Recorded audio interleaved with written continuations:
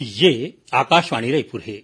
छत्तीसगढ़ी समाचार बुलेटिन के संग धर्मेंद्र दुबे के जय जोहार। आज के प्रमुख समाचार। विश्व शतरंज ओलंपियाड टार्च रिले भुवनेश्वर ले होवत आज पहुंचिस रायपुर। स्कूली लइका मन ह आने आने देश के झंडा दिखा के टार्च रिले के करिन स्वागत। छत्तीसगढ़ में खरीफ सीजन 2022 बर केंद्र सरकार डहर ले चलाए जात प्रधानमंत्री फसल बीमा योजना के नामांकन तारीख 31 जुलाई तक बढ़ा दे गे हे। और बस्तर संभाग के संगे संग प्रदेश के कतकोन जिला मन में पाछू हफ्ता भर ले सरलग होवत वर्षा के सेती नदिया नरवा में आ गे हे बाढ़। अब समाचार विस्तार ले। विश्व शतरंज ओलंपियाड टार्च रिले भुवनेश्वर ओडिशा ले होवत आज राजधानी रायपुर पहुंचिस। रायपुर के स्वामी विवेकानंद हवाई अड्डा में खेल और युवा कल्याण मंत्री उमेश पटेल ह शतरंज ओलंपियाड के टार्च ल लेके पहुंचे ग्रैंड मास्टर प्रवीण थिप्से के स्वागत करीन। आजादी के अमृत महोत्सव के मौका में ये टार्च रिले देश के 75 ठिन शहर ले होवत चेन्नई पहुंचिस। जी हां, ग्रैंड मास्टर विश्वनाथन आनंद ह एला लिही। आज राजधानी रायपुर पहुंचे के बाद टार्च रिले ला मानव विमानतल ले शहर में घुमावत पंडित दीनदयाल उपाध्याय ऑडिटोरियम लाए गिस। जी हां, स्कूली लइका मन ह आने आने देश के झंडा ला दिखा के टार्च रिले के जोरदार ढंग ले स्वागत करीन।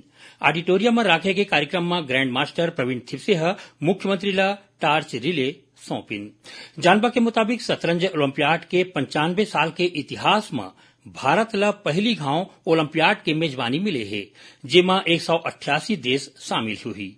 आजादी के अमृत महोत्सव के तहत 75 ठिन शहर मन में शतरंज ओलंपियाड रैली निकाले जाते। छत्तीसगढ़ में खरीफ सीजन 2022 बर केंद्र सरकार डहर ले चलाए जात प्रधानमंत्री फसल बीमा योजना के नामांकन तारीख ल 31 जुलाई बढ़ा दे गे है। केंद्रीय कृषि मंत्रालय ह छत्तीसगढ़ के कृषि उत्पादन आयुक्त ला चिट्ठी भेज के ए बारे में जानबा दे है। फसल बीमा योजना के नामांकन के तिथि ला बढ़ाए ले अब प्रदेश के किसान मन 31 जुलाई तक अपन खरीफ फसल के बीमा करा सकी।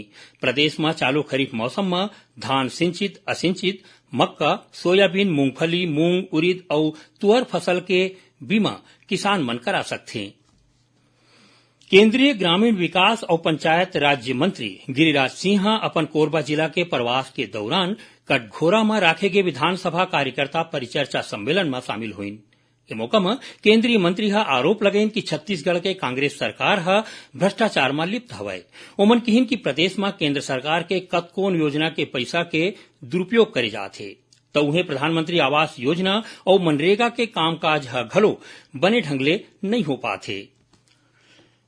प्रदेश में बनाए गए गौठान के ग्रामीण औद्योगिक पार्क में तैयार होवैया उत्पाद मन ला बढ़िया बाजार देवाए बर बने कीमत और मार्केटिंग ऊपर विशेष रूप ले ध्यान दे जाही, जेकर ले बने ढंग ले फायदा स्व सहायता समूह मन ला मिले। मुख्यमंत्री भूपेश बघेल रायपुर में राखे के बैठक में गौठान मन ला औद्योगिक पार्क के रूप में विकसित करे बर करे जात कामकाज के समीक्षा के बाद जरूरी निर्देश दिन। मुख्यमंत्री ह गौठान में तैयार उत्पाद मन के ब्रांडिंग और बिक्री बर सोशल प्लेटफार्म के प्रयोग करे के घलो निर्देश दिन।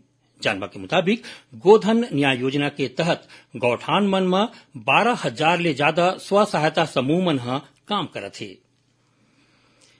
केंद्रीय शिक्षक पात्रता परीक्षा CTET एसओ दिसंबर में होही। परीक्षा के तारीख बाद में घोषित करे जाही।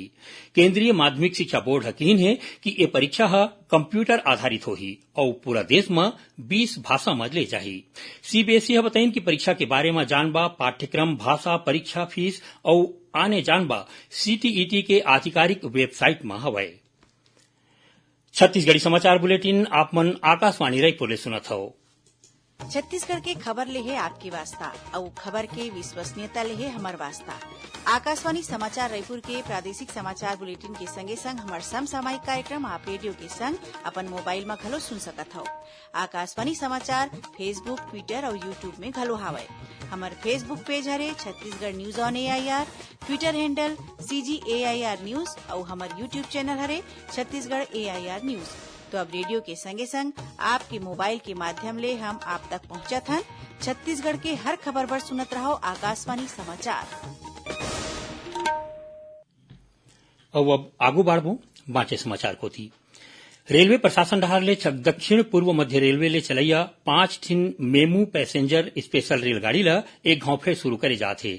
एमा बिलासपुर कोरबा, कोरबा बिलासपुर और रायपुर इतवारी रेलगाड़ी शामिल है।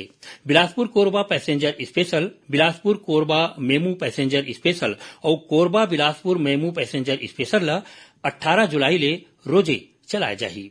तो उन्हें रायपुर इतवारी पैसेंजर स्पेशल 20 जुलाई और इतवारी रायपुर पैसेंजर स्पेशल रेलगाड़ी 21 जुलाई ले रोजे चलाए जाही। इति गेवरा रोड इतवारी एक्सप्रेस अवैया आदेश तक रद्द कर दे गए है। बस्तर संभाग के संगे संग प्रदेश के कतकोन जिला मन में पाछू हफ्ता भर ले सरलग होवत बरसा के सेती नदिया नरवा मन में उपुड़ आगे है, तो उन्हें नीचे के बस्ती और खेत मन में पानी भर गए है। नीचे वाले जगह में बाढ़ जैसन स्थिति होए के सेती सामान्य जनजीवन घलो प्रभावित हो है। बस्तर संभाग के सुकमा और बीजापुर जिला में सरलग होवत बरसा ले गांव मन के जिला मुख्यालय ले संपर्क टूट गए है। सबरी नदी और इंद्रावती नदिया के पानी सरलग बाढ़त है। इति मुख्यमंत्री उद्योग मंत्री कवासी लखमा सुकमा और बीजापुर जिला में बरसा ले बाढ़ के स्थिति के बारे में जायजा लेके निर्देश दे हवय और संगे संग जरूरी व्यवस्था करे के बात कहे है। मुख्यमंत्री के निर्देश में उद्योग मंत्री आज नारायणपुर के सुकमा और बीजापुर जिला के बाढ़ प्रभावित जगह के दौरा करिन। इति रायगढ़ जिला में घलो सरलग होत बरसा के सेती नदिया नरवा के पानी बाढ़ गए है। किलो जलाशय में कैचमेंट एरिया के पानी के आवक बाढ़े के सेती बांधा के कोनो कोनो गेट खोल दे गए है, जेखर ले खर्रा घाट, चक्रपथ और SECL के तीर के रद्दा पानी में डूब गए है। उति जांजगीर चांपा जिला में मुलमुला क्षेत्र के माना डेरा कोसा गांव के तीर लीलागर नदिया में बने एरिकटला पार करत बेरा फटफटी में बैठे पति पत्नी और ओखर 4 साल के बेटा बोहा गे। पति पत्नी ने निकाल ले गए है, फिर लड़का के खोज खबर चला थे। उन्हें मौसम विभाग अवैया 24 घंटा के दौरान प्रदेश के कतकोन जगह में हल्का ले मध्यम वर्षा के संग छींटा पड़े के संभावना बताया है, तो उन्हें कोनो कोनो जगह में गरज चमक के संग भारी ले अति भारी वर्षा होए के चेतावनी घलो दे गए है।